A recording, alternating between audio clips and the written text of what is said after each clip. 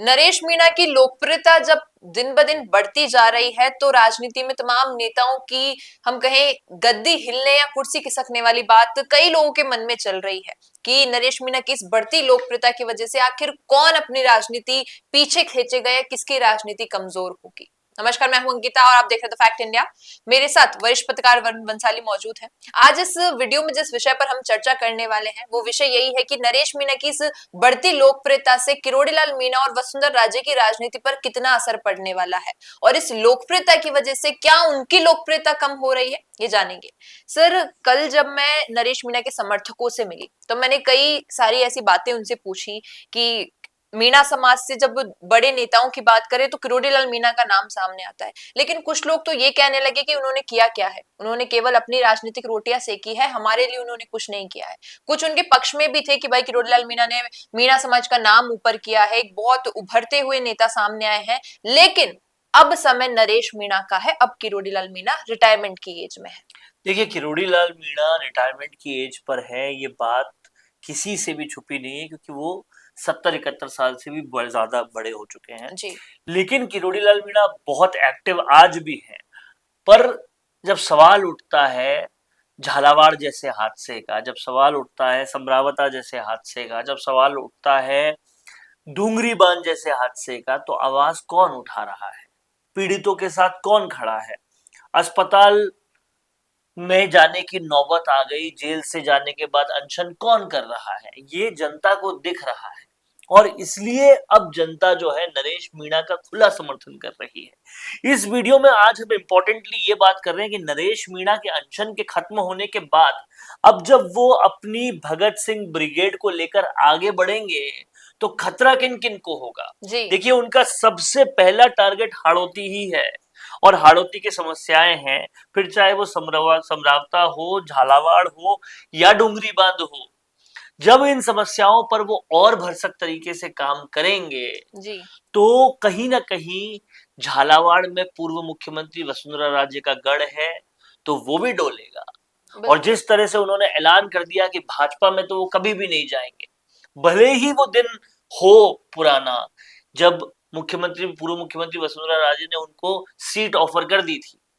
लेकिन आज वो भाजपा में जाने के बिल्कुल भी इच्छुक नहीं है, ऐलान कर चुके हैं।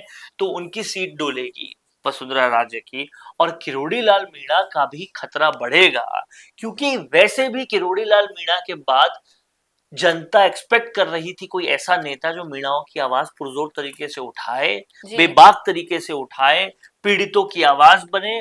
और अब उन्हें वो छवि नरेश मीणा में दिख रही है। अब नरेश मीणा को छोटा किरोड़ी बोलने से भी लोग बच रहे हैं, उनको नरेश भाई ही बोल रहे हैं। तो इसका मतलब साफ है कि नरेश अपने आप में बिना किरोड़ीलाल मीणा के साए के एक बड़ा नेता जो है वो बनने की ओर अग्रसर हो चुका है। और अब उन्होंने साफ कर दिया है कि मैं सामाजिक नेता पहले हूं, राजनीतिक नेता बाद में। तो जी। समाज के लिए जिस तरीके से वो काम कर रहे हैं, कहीं ना कहीं किरोड़ीलाल मीणा को सरपास करने की दृष्टि में बहुत तेजी से आगे चल रहे हैं।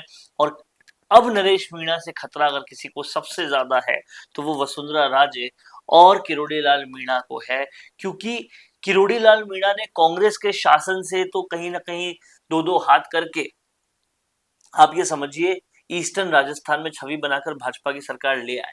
जी। लेकिन 2028 में क्या होगा जब डूंगरी बांध जैसी चीजें भाजपा कर रही है और उसका विरोध करने के लिए नरेश मीणा जैसी ताकतें सामने आ गई है, तो किरोड़ीलाल मीणा पर से लोगों का जी। विश्वास जो है वो डगमगाएगा।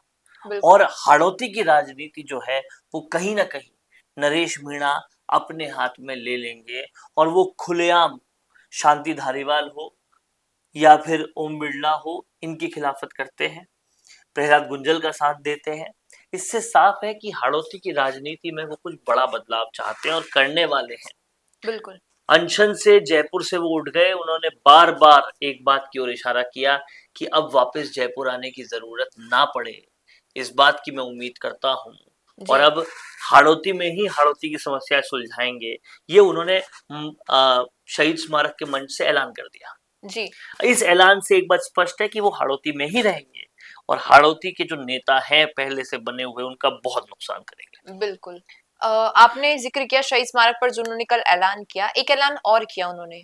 उन्होंने वहां पर कहा कि अब अगर कोई ये, क्योंकि मैंने भी और कई तमाम और पत्रकार बंधुओं ने उनसे पूछा कि आगे किस पार्टी की ओर रुख रहेगा, तो उन्होंने एक स्पष्टीकरण दे दिया कि बार बार मुझसे पूछा जा रहा है किस पार्टी, तो ये बात क्लियर करता हूं कि कहीं भी जाऊंगा लेकिन बीजेपी में भूल कर भी नहीं जाऊंगा। तो ये बात कहीं ना कहीं उन्होंने क्लियर कर दी है कि बीजेपी की तरफ उनका रुख नहीं रहेगा, तो अब बीजेपी के विपक्ष के रूप में रहेंगे। आप देखिए बीजेपी की तरफ रुख नहीं कि रहेगा, ये तो उन्होंने क्लियर किया।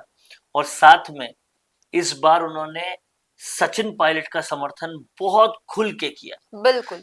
चाहे गुर्जर मीणा एकता बताने के लिए किया हो, चाहे वो जो फर्जी सरपंच है उसके विरोध के लिए किया हो, लेकिन और कहीं ना कहीं आपसे ही बातचीत करते हुए उन्होंने ये कहा था कि उनका सचिन पायलट का फोन उनके पास आया था। बिल्कुल।